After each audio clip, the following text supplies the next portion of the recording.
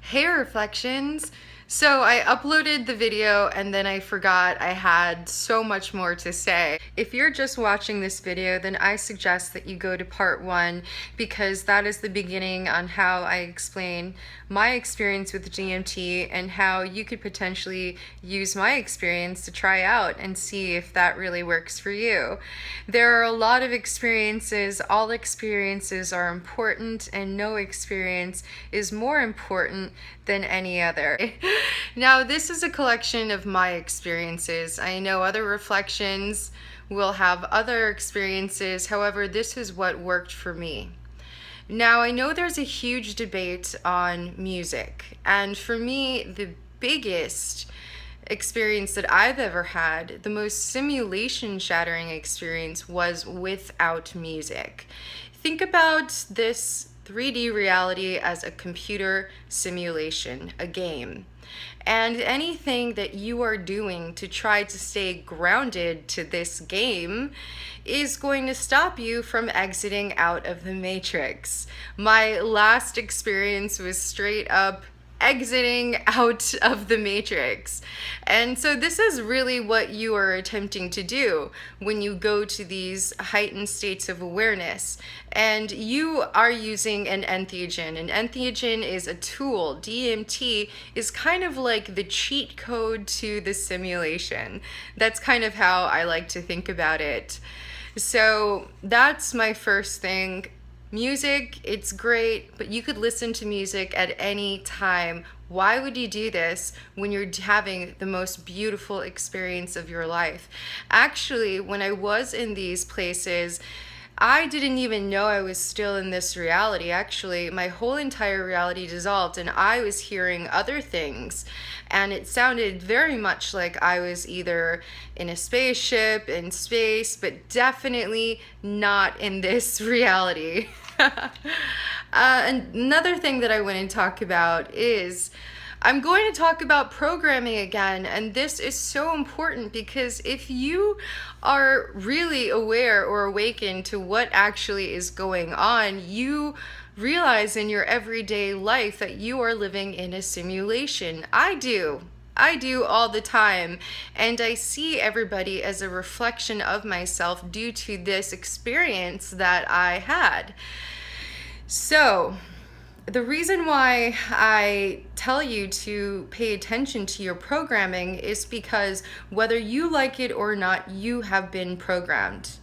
We are basically light crystalline beings that are downloaded into this dimension and we are experiencing. So when you are attached to certain ideas, when you are attached to what you think is wrong and right, when you are aware of all of those programs that are playing in your mind, you could begin to start reprogramming and coding your own mind. So that's where it gets to the ego death. Now, I really want to talk about this because I kind of had a very hard time with this.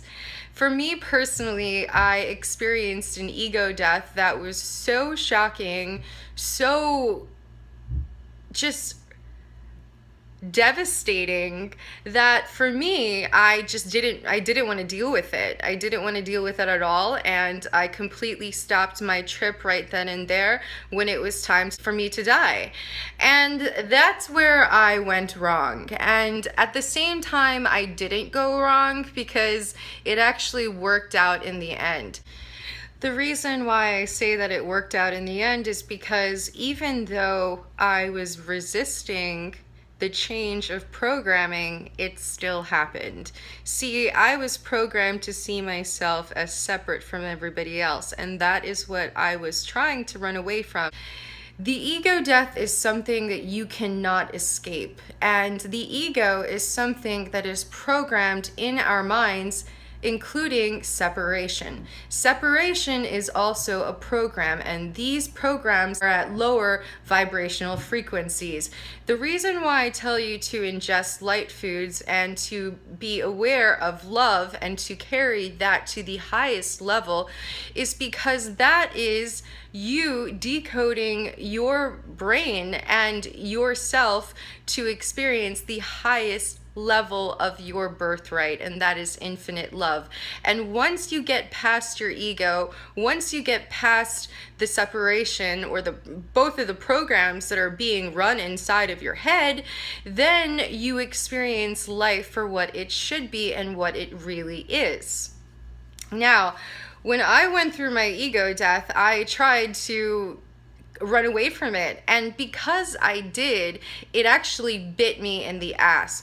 What ended up happening the next 2 months was me experiencing death over and over and over and over, and this was actually a synchronicity that was happening from even before. And the trick to how I actually overcame this synchronicity is acceptance. Every single time that I was faced with my own death, I accepted it. So that's the most important thing, is not trying to escape the ego death, because if you try to, then it's going to keep on coming after you over and over and over again. And that actually reminds me of the movie Final Destination, because it kind of felt like that. Like, that's exactly how I felt. And I think that movie was very much about the process of death and what happens if you do not surrender. And that leads me to another thing that I wanted to talk about, is surrender. And when the most scariest stuff happens, you need to surrender. And when this happened to me, I thought in myself, I am a being of light. I will not be terrified. I will not run away from this experience that I'm having. And that's when I actually met Creator, life source, whatever you want to call it. When you're using entheogens, you are reprogramming your mind, you're reprogramming your brain, and you are breaking the old systems of beliefs that you have. And I really think that that is why I am seeing the extraterrestrial entities all the time in my DMT trips, is because I broke that old paradigm of believing in the false prophets and the false gods. Now, if you read Sumerian texts, it does say that we were genetically engineered by the demigods Enki and Enlil. And when you take into consideration that they were just like us, a mere reflection of what we were, then you realize there is someone higher than those two gods, and that is source. That is where we come from. That is singularity consciousness. If you look back to Terence McKenna's work, you realize that he was decoding the I Ching right here. This book, I highly recommend it. It's actually really long, but it's really interesting. So Terence McKenna knew about programming, and that's why he made a computer program called Time Wave Zero. Now, that was about the escalation of novelty to a singularity point. And that's basically what we are experiencing right now. We are experiencing all of these events of novelty to elevate our consciousness to singularity. And that basically should help you out with understanding what's going on there. It's really important that we do not identify with anything, because once we start identifying with dogmas and with ideas, then we lose the greater picture of things. And right now there is a lot of stuff going on, and I feel that everything happens for a reason, and this is really awakening the mass consciousness in everybody, and I could definitely see it. I mean, there are so many revolutions because people are realizing that, wait a minute, we are not treating each other kindly. It kind of needs to stop. So That's my DMT experience. If you want to exit out of the matrix as well, this is how to do it. And you really need to be prepared for this. This is not something that would happen on your first try. I mean, it could, but you know what? It really would be too much to take in on a first try, and this usually happens after taking it over and over and over again, because you have to kind of prime your brain for the unthinkable. Like I like to say, the unthinkable.